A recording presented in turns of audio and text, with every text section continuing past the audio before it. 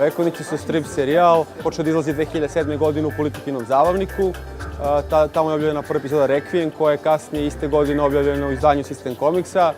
Posle toga, znači za ovih 5 godina izlaženja, pošto ove godine punimo 5 godina, ovako jedan mali jubilej Vekovnika, izašli su albumi Pasiji životi, Prah, Pepeo, Bajka i druge istine, Duhovi u boci, kao i prvi album spin-off serijala Beskrvni Mrtva straža. Vekovnici će, ja mislim, sledeće godine završiti svoj prvi ciklus sa svojim 6. albumom Čudovišta, koji je u pripremi, odnosno već smo pri kraju s tim.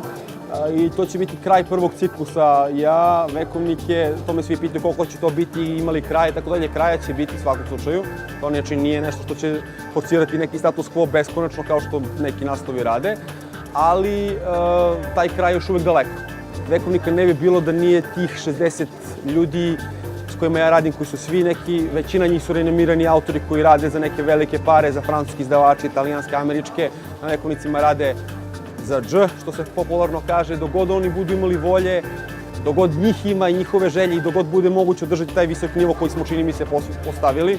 Biće Vekovnika sa ritmom od 1 do 2 albuma godišnje, bit ćemo u narednih tu 5-6 godina sigurno.